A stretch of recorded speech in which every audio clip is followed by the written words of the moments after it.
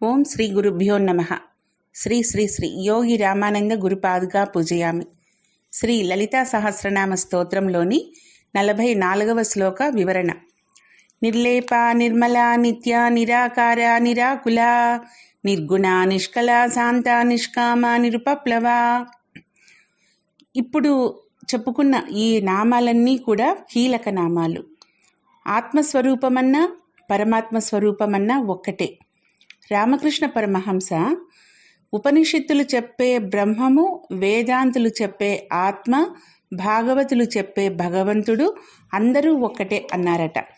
ఏ దేవుని పూజించినా నిరాకార అనే దగ్గర అందరూ దేవతలు ఒక్కటే. రూపభావనలో వేరువేరు దేవతలు కానీ నిరాకారంలో అందరూ ఒక్కరే. ఇప్పుడు మనం అన్నింటికీ మూలమైన పరతత్వంలోనికి వెళ్తున్నాం. ఆత్మ అనేది ఏమిటో విచారణ చేసి తెలుసుకుంటే అదే మోక్షం. అందరికీ మోక్షం కావాలంటే అమ్మవారి అసలు స్వరూపం తెలియాలి. ఇప్పుడు వచ్చే నామాలు అన్నీ నిశ్శబ్ద నామాలు. అమ్మవారి పరమాత్మ తాత్విక రూపంలోకి వెళ్తున్నాం. ముందుగా నిర్లేప అంటే సంబంధం లేనిది, ఆసక్తి లేనిది అని అర్థం. ఇంకా కర్మబంధములు అంటనిది అంటే సంగము లేనిది అని అర్థం. ప్రతి కర్మ కూడా ఏదో ఒకటి ఆశించే చేస్తూ ఉంటాం. ఫలితం ఆశించి చేసే కర్మలన్నీ కూడా కర్మబంధం ఉండి ఉంటాయి. ఎటువంటి కర్మబంధాలు అంటకుండా ఉండేది అమ్మవారు. మనము చలనచిత్రం చూసేప్పుడు ఎన్నో సన్నివేశాలు చూస్తాం. ఆ తెర మీద ఎన్ని జరిగినా ఆ తెరకు మాత్రం ఏవి అంటవు. అదే అమ్మవారు. అద్దాన్ని ఎన్నిసార్లు చూసినా మనల్ని పట్టుకోదు. జీవులు చేసే ప్రతి పని లాభాన్ని ఆశించి చేస్తారని ముందే చెప్పుకున్నాం కదా. కొన్ని పనులు అవసరం, భయం, ప్రేమ ఇలాంటి వాటి కోసం చేస్తారు. అక్కడ చేస్తున్న పని, వారి ఆలోచనలు ఒక ప్రయోజనం కోసం ఉంటుంది. దానికి తగ్గ ఫలితం పైన దృష్టి ఉంటుంది. అలా ఆలోచించకూడదు అని చెప్పడం లేదు, కానీ అది ఏ ఫలితమైనా దాన్ని భగవంతునికి అప్పగించాలి. అంటే నా కర్తవ్యం నేను నిర్వహిస్తున్నాను, దాని ఫలితం ఏదైనా పరమాత్మ నిర్ణయంగా నేను స్వీకరిస్తాను అన్న ఆలోచనతో చేస్తే ఆ కర్మ జీవునికి అంటదు.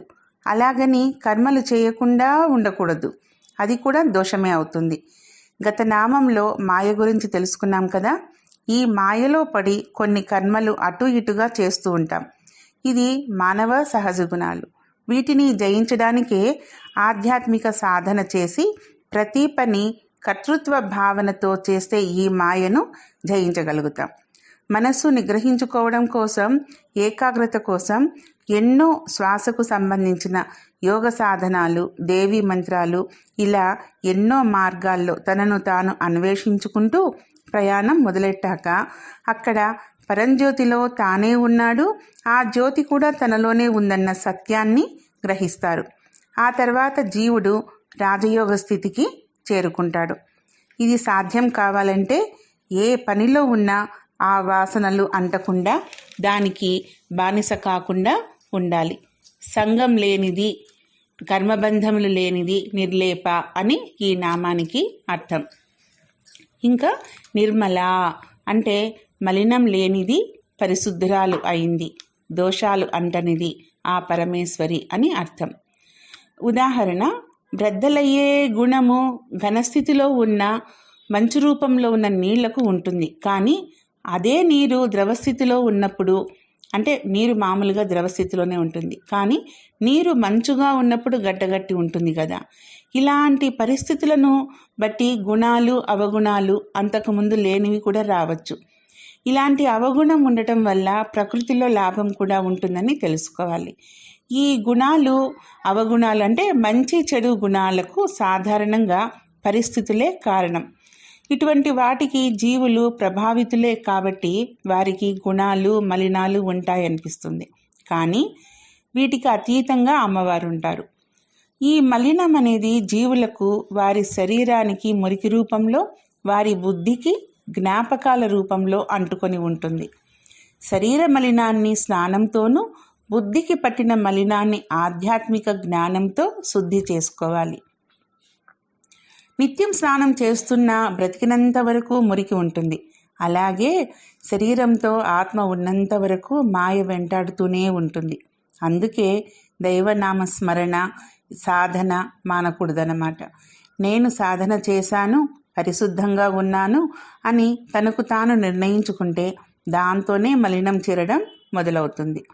శుభ్రపడిన మనస్సును, బుద్ధిని ఇంకా జాగ్రత్తగా కాపాడుకోవాలి. ఎలాగంటే తెల్లని వస్త్రానికే త్వరగా మురికి అంటుతుంది కదా. ఇంకొంచెం వివరంగా అంటే, మొదటి స్థానంలో నిలవడానికి చేసే ప్రయత్నం కన్నా ఆ స్థానం కోల్పోకుండా నిలవడానికి మరింత సాధన అవసరమవుతుంది. ఎందుకంటే జీవితంలో చూసేది చేసేది అంతా మాయ. అందులో జీవిస్తూ దానికి లోను కాకుండా జీవితకాలం కూడా సాధనతో జాగ్రత్త పడాల్సిందే. అప్పుడే అది జయించినప్పుడే బుద్ధికి పుట్టిన మలినం, దేహాభిమానం వదిలిపోతుంది. ఆశ, వ్యామోహం, కోపం నశించిపోతుంది. శుద్ధి, అశుద్ధి అన్న భేదం, ఆడవాళ్ళు మగవాళ్ళు అన్న తేడా కూడా వారికి తెలియదు. ఈ తేడా గమనిస్తున్నంత కాలం మాయలో ఉన్నామనే, మలినంతో ఉన్నామనే మనకు మనం తెలుసుకోవాలి. ఏ మలినం లేనిది నిర్మల అని ఈ నామానికి అర్థం. తర్వాత నిత్య అంటే శాశ్వతమైనది, సర్వదా ఉండునది, నిత్యస్వరూపిణి అమ్మ అని అర్థం. అమ్మవారు దేశకాల, వస్తు, సజాతీయ, విజాతీయ, స్వగత అనే అవస్థాభేదం లేని నిత్య సత్య స్వరూపిణి. సృష్టి, స్థితి, లయ కాలాల్లో కూడా అమ్మవారు ఉంటుంది. ప్రపంచం సృష్టి కాలంలో వస్తూ, స్థితి కాలంలో ఉంటూ, లయకాలంలో పోతుంది, మళ్ళీ వస్తుంది, ఉంటుంది. ఇలా వస్తూ ఉంటూ పోతూ ఉండే లక్షణం ప్రకృతి అనే అమ్మవారికి నిత్యం ఉండేదే కదా. అందుకని అమ్మ నిత్య అని చెప్పబడింది. తిథులు కూడా ఎప్పటి నుండో అలాగే వస్తూ పోతూ ఉంటాయి. తిథులంటే పాడ్యమి, విద్య, తదియ అవన్నమాట. కాబట్టి తిథులు కూడా అమ్మవారి అంశాలుగా పోల్చి వాటిని నిత్య అన్నారు శ్రీ విద్యలో. ఈ నిత్యల పేర్లు అష్టమి చంద్ర విభ్రాజ దళికస్థల శోభిత అనే నామంలో ఇంతకుముందే మనకు చెప్పబడ్డాయి.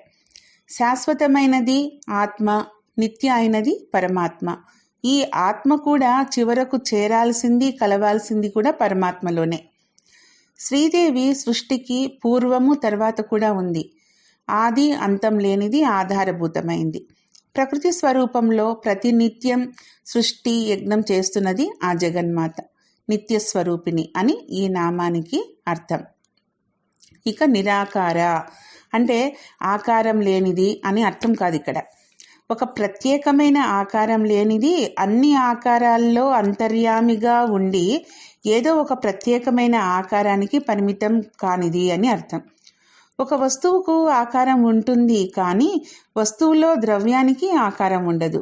ఎలా అంటే మట్టితో చేసే పాత్రలకు ఆకారాలు ఉంటాయి, కానీ మట్టికి ఆకారం ఉండదు కదా. అంటే కుండకు మట్టి ఎలాంటిదో ఈ సకల జగత్తుకు అమ్మవారు అలాగనమాట. దైవానికి ఒక ప్రత్యేకమైన ఆకారం అంటూ ఉండదు. భక్తులు ఏ రూపంలో తలుచుకుంటారో ఆ రూపంలో ఆకారాన్ని దాల్చి దర్శనమిస్తుంది ఆ పరంజ్యోతి. అదే ఆదిశక్తి, అదే ఆది ప్రణవం. భక్తులు, ఉపాసకులు ఏ స్వరూపాన్ని ధ్యానిస్తారో వారికి సహస్రారంలో అదే రూపంలో దర్శనం ఇవ్వడం వల్ల వారి భావనలో ఆ దేవతే సృష్టికి ఆధారంగా కనిపిస్తుంది. అదే రూపంలో సాధకులు తాము ఐక్యం అవుతూ బ్రహ్మానంద స్థితికి చేరుకుంటారు. అక్కడే సాధన ఆగి ఆ స్థితిని దాటి ఇంకా ఎక్కడికి వెళ్ళాలి అంటే, ఏం తెలుసుకోవాలి అంటే, ఆ తర్వాత జరిగే సాధన వల్ల ఒకే రూపంలో దర్శిస్తున్న దైవరూపం ఒక మాయ అని తెలుసుకొని అన్ని రూపాంతరాలకు మూలమైన ఆది రూపంలో దర్శనం పొందడం వల్ల వారు ఏ దేవత ఈ సృష్టికి మూలం అనే విషయంపై ఒక దేవత ఆకారాన్ని నిర్దేశించారు. అన్నింట నిండి ఉన్న పరంజ్యోతిలో తన రూపాన్ని, అలాగే తనలో ఆ జ్యోతిని దర్శిస్తారు. అన్ని రూపాల్లో ఆ పరమాత్మ ఒక్కడే అని గుర్తిస్తారు. ఆ దేవుడు గొప్ప, ఈ దేవుడు గొప్ప అని వాదించుకునేవారు భక్తులే కానీ సాధనలో పూర్తి స్థాయి చేరలేదనే అర్థం. అన్ని ఆకారాల్లో అంతర్యామిగా ఉండి ఏ ఆకారానికి పరిమితం కానిది అని ఈ నామానికి అర్థం. ఇకపోతే నిరాకుల అంటే కలత లేనిది అని అర్థం. అంటే భావ వికారాలు లేనిది అమ్మ అని అర్థం. చంచల స్వభావం కలిగిన వారికి మనసు ఎప్పుడూ అలజడిగానే ఉంటుంది. ఏకాగ్రతతో ఏది చేయలేరు. కారణం వారి స్వభావం ఒకసారి ఉన్నట్లు ఇంకొకసారి ఉండదు. ఇటువంటి వారికి దైవానుగ్రహం కూడా ఎప్పటికీ కలగదు. నిశ్చలంగా మనసుని ఆలోచనల నుండి నియంత్రించి నెమ్మదిగా ఆలోచిస్తే ఆ అలజడి తగ్గుతుంది. ధ్యానంలో ఏకాగ్రత కుదరకపోవడానికి ఇదే కారణం. వీటికి కారణమేమి అని ధ్యానంలో మనల్ని మనమే గమనించుకోవాలన్నమాట. దానికి పరిష్కారం విశ్లేషించుకుంటే సమస్య చిన్నదిగా చూడడం అలవాటవుతుంది, అలజడి తగ్గుతుంది. ఈ విధంగా నియంత్రించుకుంటూ ఏకాగ్రతతో చేస్తే ఏ పని అయినా ఆటంకాలు లేకుండా చేస్తాం. నిశ్చలమైన మనస్సుతో చేస్తే దైవానుగ్రహం కూడా దొరుకుతుంది. భావ వికారాలు లేనిది నిరాకుల అని ఈ నామానికి అర్థం. ఇకపోతే నిర్గుణ, నిష్కల, శాంత, నిష్కామ, నిరుపప్లవ. ముందుగా నిర్గుణ అంటే రాగద్వేషాది గుణాలు లేనిది శ్రీదేవి అని అర్థం. పరమేశ్వరి నిర్గుణురాలు. ఆమెను గుర్తించడం సాధ్యం కాదు. ఆమె గుణాతీత. మానవుల్లో సుగుణాలు, దుర్గుణాలు అని 2 రకాలుంటాయి. మంచి ఆలోచన, మంచి పద్ధతులు, మంచి ప్రవర్తన ఎవరికి ఉంటుందో ఆ తల్లి వారిని ఆశ్రయించి ఉంటుంది. అంటే సదా సత్ప్రవర్తన కలిగిన వారి వెంట దైవం ఉంటుంది అని గ్రహించాలి. అలాగే దుర్గుణాలున్న వారికి నెగటివ్ ఎనర్జీ ఆశ్రయించుకొని ఉంటుంది. దైవంకు ఏ గుణం లేకుండా నిర్గుణగా ఉన్నా కూడా అన్నింటా నివసించే అధికారం ఉంటుంది. ఈ అన్నింటా అన్నప్పుడు అది కేవలం మంగళకరమైనవి మాత్రమే అని అర్థం చేసుకోవాలి మనం ఇక్కడ. అంటే ఉదాహరణకి బంగారు కొలిమిలోకి కాల్చినప్పుడు అందులో మలినాన్ని తొలగించాక ప్యూర్గా అపరంజిగా మారుతుందన్నమాట. వస్తువు తయారీలో నాణ్యత ఇవ్వాలంటే మలినాన్ని ఖచ్చితంగా తొలగించాలి. అలాగే సృష్టి కార్యంలో కూడా కొంత మలినం ఏర్పడింది. ఆ ఏర్పడిన మలినము దుర్గుణాలను ఆశ్రయించి ఉంటుంది. ఈ దుర్గుణమే మనలోని అసూయ రూపంలో ప్రవేశిస్తుంది. ఈ అసూయ పతనానికి నాంది. ఇది ఉన్న చోట దుర్గుణాలన్నీ ప్రోగవుతాయన్నమాట. అసూయను ఆరంభంలోనే అణచివేయాలి.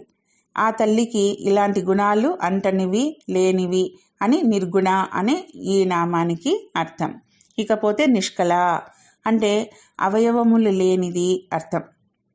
అవయవాలు కలది అంటే అనిత్య అవుతుంది, అంటే నశించేది అని అర్థమవుతుంది. మనిషిలో ఇంద్రియాలు, వివిధ అవయవాలు, వేరువేరు విభాగాలు ఉండొచ్చు, కానీ మనిషి ఒక ప్రత్యేకమైన విభాగం కాదు అని అర్థం చేసుకోవాలి. కానీ అమ్మవారిని నిష్కల అన్నారు. అంటే ఎటువంటి ఆకృతి లేనిది ఆ తల్లి. ప్రతి జీవికి ఒక ఆకృతిని ప్రసాదిస్తుంది. ఆ ఆకృతిలో సూక్ష్మ రూపంలో శక్తిగా ప్రవహిస్తుంది. అందువల్లే ఆమె అన్ని జీవుల్లో నెలకొని ఉంటుంది. అన్ని రూపాలు తానై అనంత శక్తి స్వరూపిణి అయి సృష్టిని నడిపించే శక్తిగా ఆధారమై ఉంటుంది ఆ పరంజ్యోతి. నిరాకార నిర్గుణ పరబ్రహ్మ స్వరూపమైన జగన్మాతని దేవతలు ప్రార్థిస్తేనే చిదగ్ని కుండం నుండి ఉద్భవించి రక్షించింది. ఆ తల్లిని ఉపాసిస్తే, వేడుకుంటే వారి మనోనేత్రంతో ఆ తల్లిని దర్శించగలరు. విభాగం లేనిది అని ఈ నామానికి అర్థం. తర్వాత శాంత అంటే శమము కలది అని అర్థం. శం అంటే శుభము, మంగళము అని అర్థం. ఏ విధములైన ఒడిదుడుకులు, తొట్టుపాటు లేనిది అనుకూల ప్రతికూల పరిస్థితులు కానీ, ప్రమోద ప్రమాదములు కానీ, లాభ నష్టాలు కానీ, జయాపజయాలు కానీ, ఏ విధమైన ఉద్వేగము, భీతి, తొట్టుపాటు కలగని చిత్త నిశ్చల స్థితిని శాంతమంటారు. ఈ స్థితి ఏమీ పట్టనట్లు, నిమ్మకు నీరెత్తినట్లు కదలకుండా కూర్చునే స్థితి మాత్రమే కాదు, సాధనతో కూడా శాంత స్థితిని పొందవచ్చు. ఈ శాంత స్థితి అనేది సాధనలో చాలా చాలా విలువైన స్థితి అంట. ఖరీదైనవి పొందడం కష్టం కావచ్చు, కానీ విలువైనది పొందడం కష్టం కాదు. బంగారము, ఆస్తి ఇలాంటివి ఖరీదైనవి. ఇవి పొందడం కష్టమేమో, కానీ నిర్మలత్వము, ప్రశాంతత, గాలి, శ్వాస వంటివి విలువైనవి పొందడం కష్టం కాదు. సాధన ఈ సకార సంబంధమైన శంను పొంది, అనగా శాంతిని, అనగా నిశ్చల చిత్తాన్ని పొంది శ్రీం అనే అమ్మవారిని చేరడంతో పూర్తవుతుంది. యోగ్యతా స్థితిని ఇచ్చు అమ్మవారిగా ఈ నామానికి అర్థం చెప్పచ్చు. తర్వాత నిష్కామ అంటే కోరికలు లేనిది, కోరికలకు అతీతమైనది అని అర్థం. కోరబడే దాన్ని బట్టి అల్పకామము, మహాకామం అని 2 రకాలు ఉంటాయట. దుఃఖానికి దారి తీసేవి, అవి తీరిన తర్వాత ఇంకా ఏవో కావాలనిపించేవి, అంటే ఒకటి తర్వాత ఒకటి కోరుకుంటూనే ఉంటారు. అంటే ఇప్పుడు రేడియో కొన్నాము, తర్వాత టీవీ కొనాలని కోరడం అన్నమాట.